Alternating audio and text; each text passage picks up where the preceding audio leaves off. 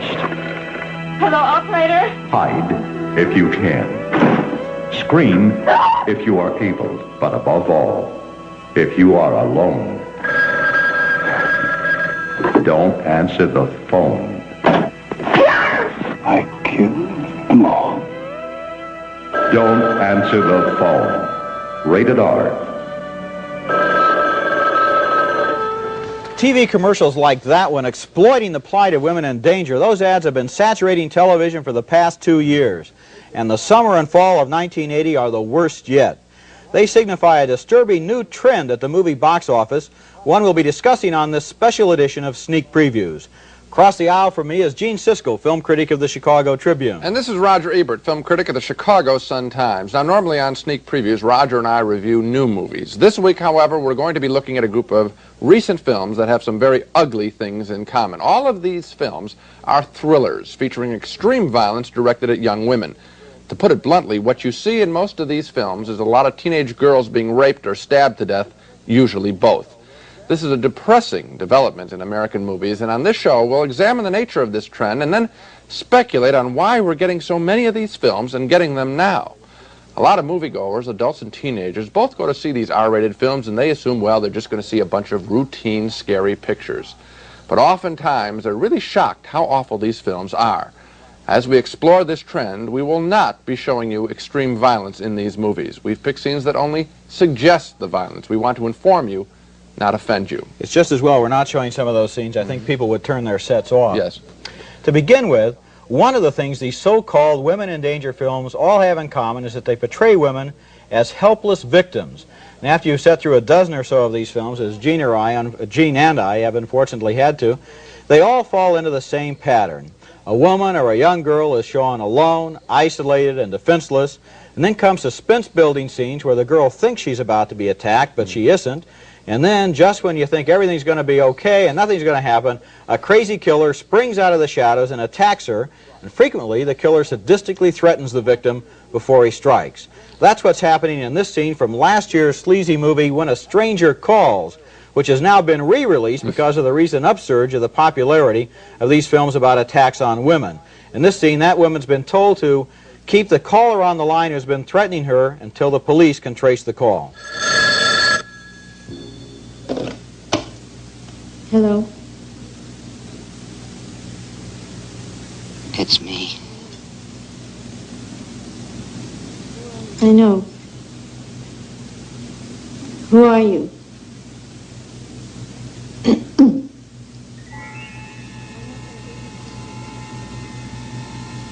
I'm not going to be here much longer.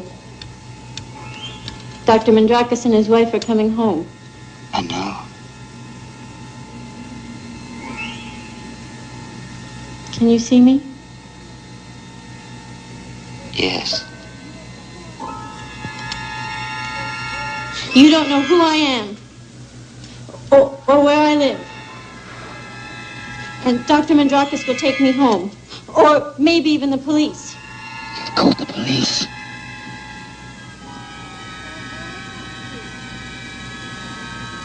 I want to talk to you.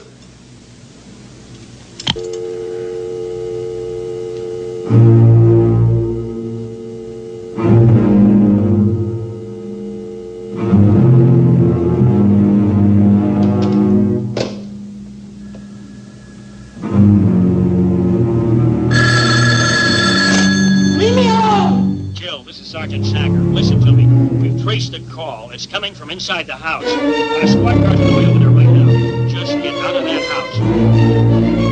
That basic scene has provided the premise for at least a dozen films in the last year.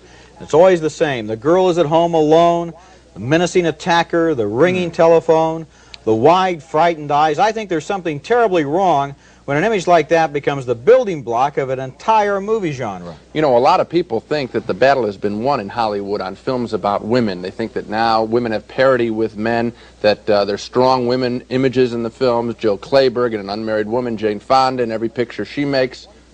Got it all wrong. Fonda and Clayburgh make one film a year, maybe, right? These films are coming out week after week, playing to millions of people, and the dominant image in American films today on women is not Fonda and Clayburgh. It's women like that, cowering in the corner, knives being brandished in their faces, being raped, being sliced apart. That's what's going on in American movies. That's why we're doing the show. I think a lot of people have the wrong idea. They identify these films with earlier thrillers like Psycho, or even a more recent film like Halloween, which we both liked. These films aren't in the same category. These films hate women. And unfortunately, the audiences that go to them don't seem to like women too much either. Now, we go to see these films in movie theaters. These are not the kinds of movies where they have nice private little screenings for the critics. And to sit there surrounded by people who are identifying not with the victim, but with the attacker, with the killer, who are cheering these killers on, is a very scary experience. Yeah, the movies are played so that they really are in favor almost of the killer and really against the women cowering back.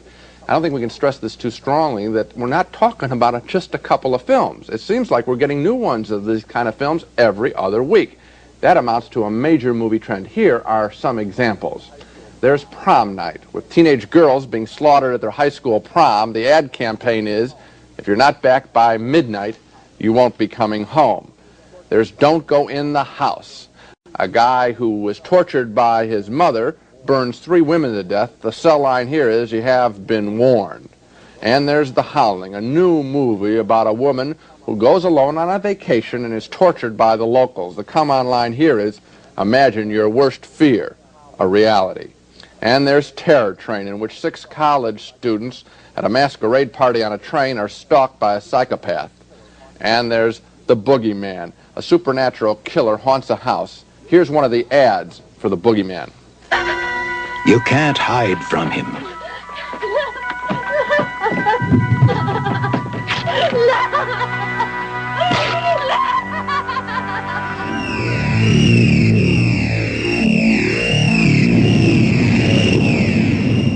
By the time they believe in him, it'll be too late. The Boogeyman. He's going to get you. And we're out to get the Boogeyman before he gets you and your $4. Now, week after week, these are the kinds of movies we're getting. It is relentless. Every film company seems to be making one of these movies or distributing one that some fast buck artist has already made. In addition to the films we've already mentioned this season, we also have He Knows You Are Alone, Motel Hell, Phobia, Mother's Day, Schizoid, Silent Scream, and I Spit on Your Grave, which is easily the worst of this disgusting bunch. The newspaper ads for these films are bold in the way they suggest terror, but in no way in many cases do the ads really prepare you for the kind of explicit violence we end up getting on the screen. Decapitations are not uncommon, and shots, repeated stabbing shots of all parts of women's bodies, are grotesquely routine. You know what I think misleads a lot of people when they look at the newspaper ads or ads on television for these movies? They see that R rating and they think, well, R, that means if you're under 17, you have to take along a parent or an adult guardian. It can't be that bad. Maybe they've seen other R-rated films, like this summer you had The Blue Lagoon, and had a little low-key nudity in it, or The Blues Brothers, which really wasn't too extreme, and so they say, well, that's not so bad. They have no idea. I agree with you about I Spit on Your Grave. That is the most violent, extreme, grotesque, nauseating R-rated picture I've ever seen, and I just don't understand how the R rating has grown so large as to include these films, which in my opinion go right off the map of any kind of good taste. Yeah, what's happening is these gougings, again, to make the point, are taking place, and they're basically women that are being gouged. I think at this point somebody is probably wondering why.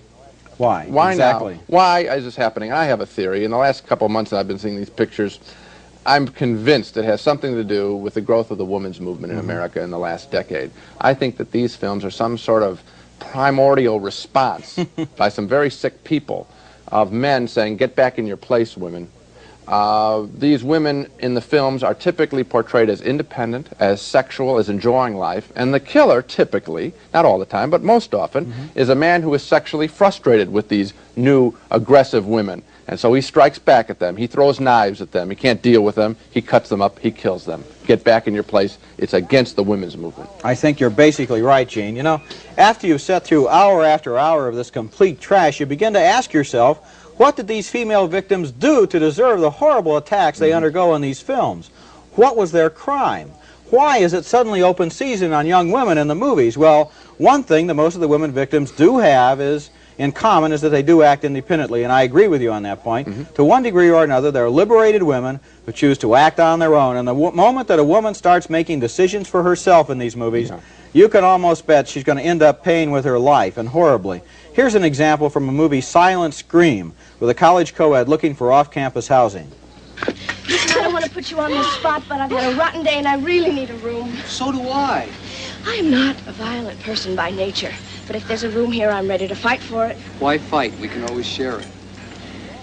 This aggressive woman gets a room all right, but she also gets beaten, gagged, tied up in a closet, and attacked with a knife.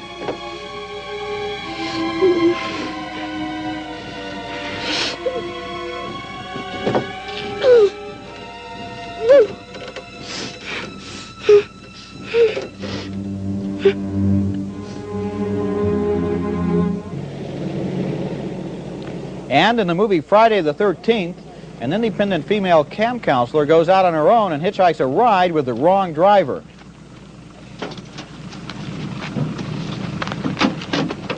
Hi. I'm going to Camp Crystal Lake.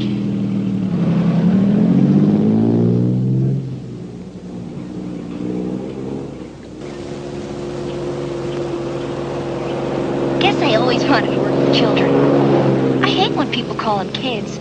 Sounds like little goats. But when you've had a dream as long as I have, you'll do anything.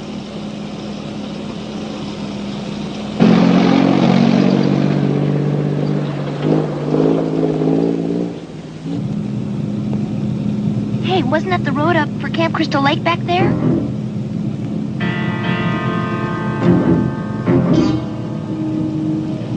I think we better stop.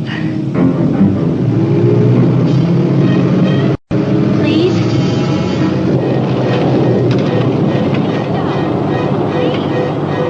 Please stop! Please stop!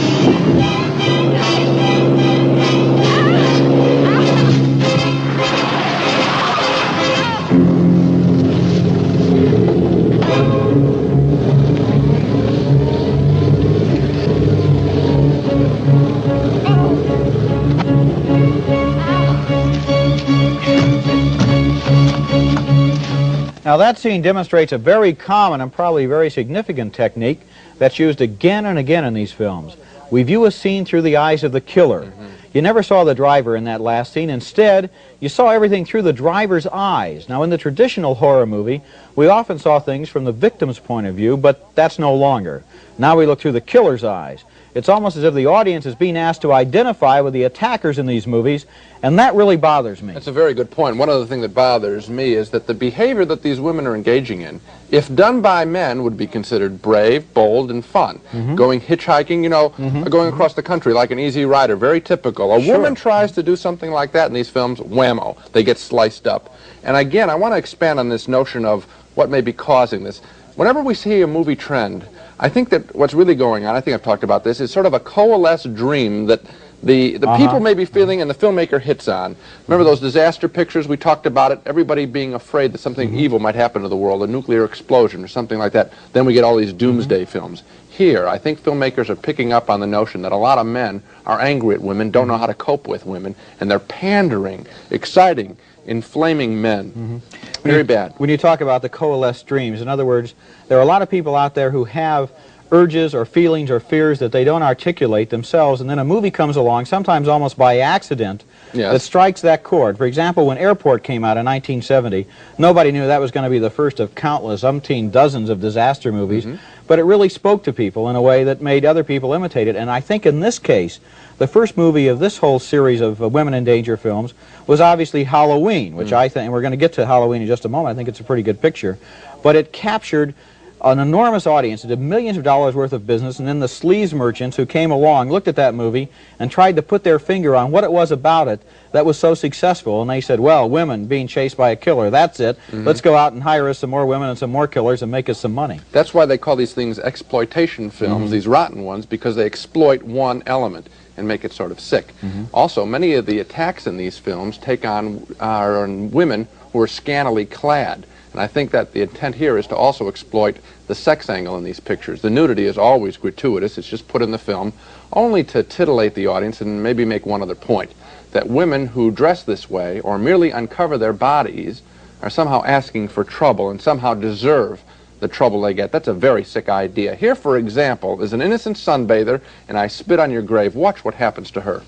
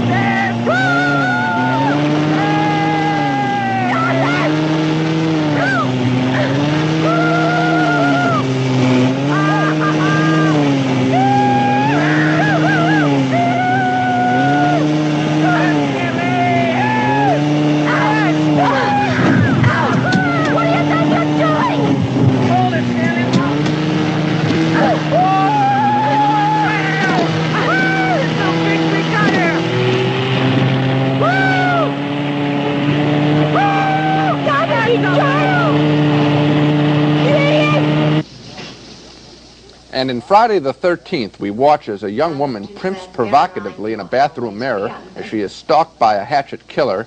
This is yet another film connecting sex with violence. A film saying, act this way, young women, and you're asking for trouble. Hello?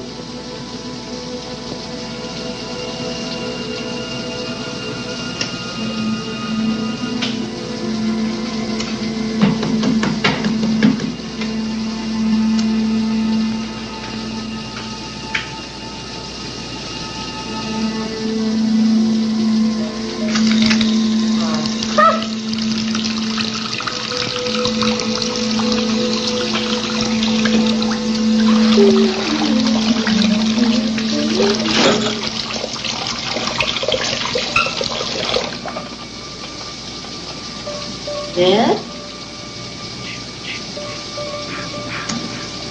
Hey, come on, you guys.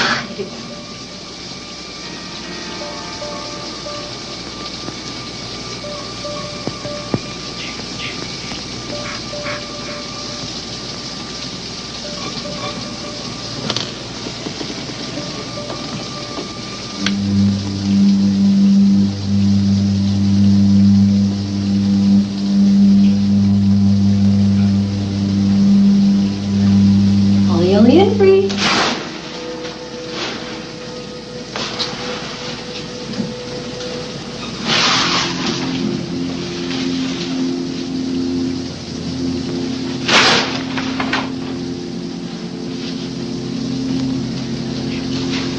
Must be my imagination.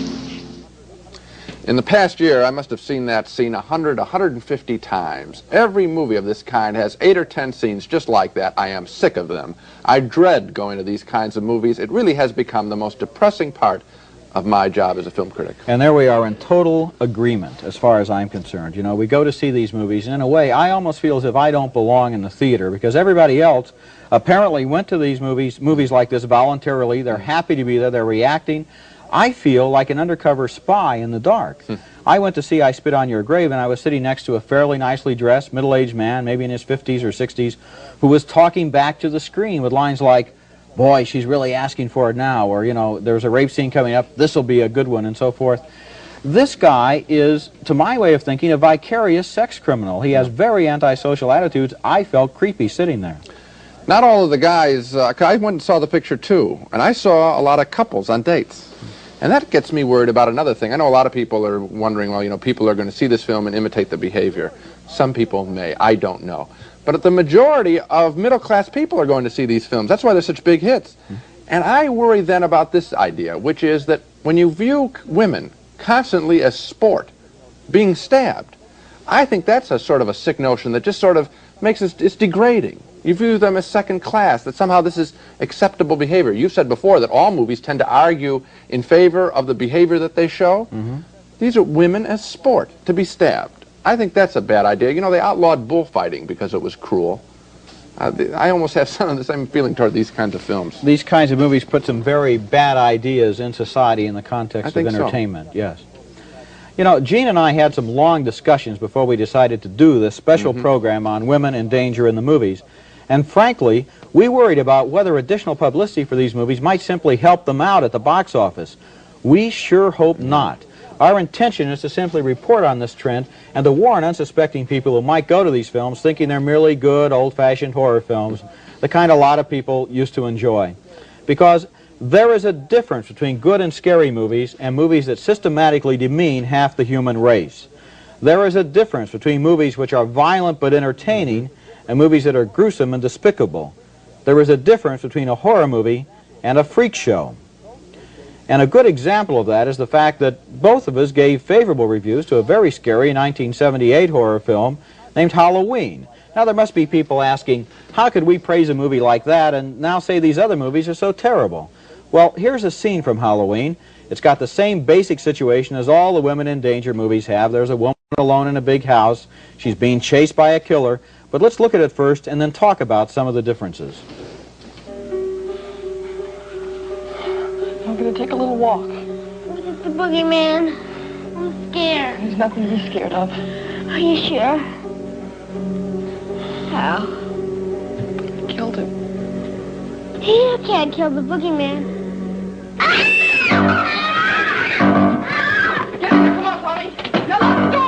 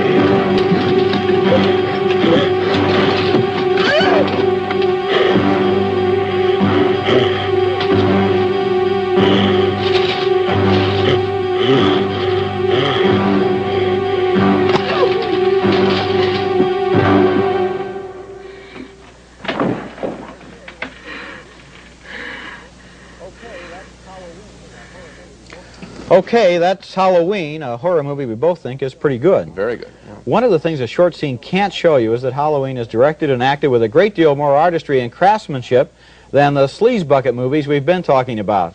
But there's another much more important difference. As you watch Halloween, your basic sympathies are always enlisted on the side of the woman, not with the killer.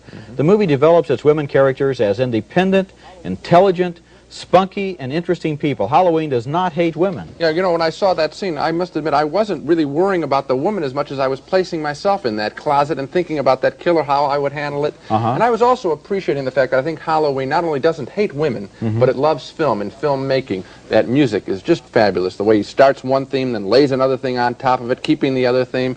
Really good. Also, the light coming through the slats in that closet. This is a film that's sort of up. That scene is up and you're jumpy rather than getting depressed and feeling sorry and feeling sorry that you're even watching it. an upbeat thing. You know, I think what you're touching on here is that artistry can redeem any subject matter. Sure. That's why I've always been opposed to censorship. I don't believe any subject matter should be off base. Right. The question is, what does the artist do with it? How does he look at it? How does he put it through his art in order to make a statement about it, in order to make it into either a commercial film or a serious film? I believe that in the case of a movie like Halloween, we can engage in that joy of filmmaking that you talk about.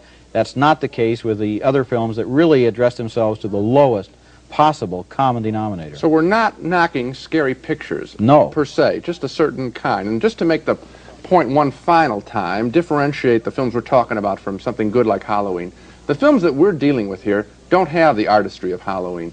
These women in danger films all really boil down to just one same image, one disturbing image, a woman screaming in abject terror.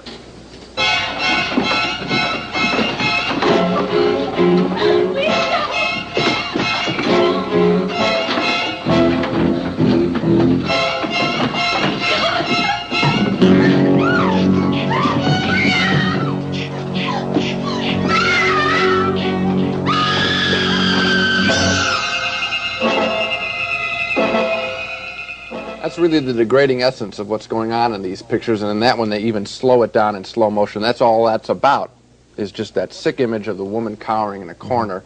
As to what people can do about these films, this trend in the movies that we've been spotlighting, I think that people have to realize that the box office speaks louder than just two film critics. So if one of these films is around, if you have an idea that it might be around, stay away. Right, and how do you know which films to stay away from? Usually you can tell by the ads. R-rated, usually has a knife or a hatchet or an axe, a girl screaming, some guy in a hood. Yes. These movies are junk. Give them a pass. Okay, so much for this week's journey into sick movies. Next week, the films have to get better. How can they be any worse?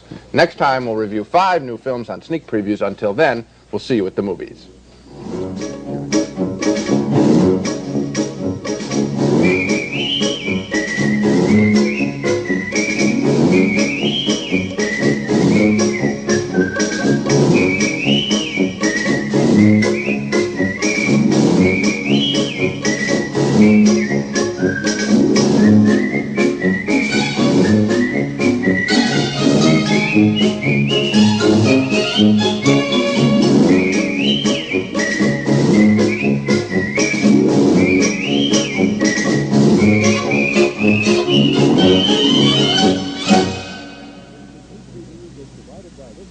Funding for sneak previews was provided by this station and by other public television stations.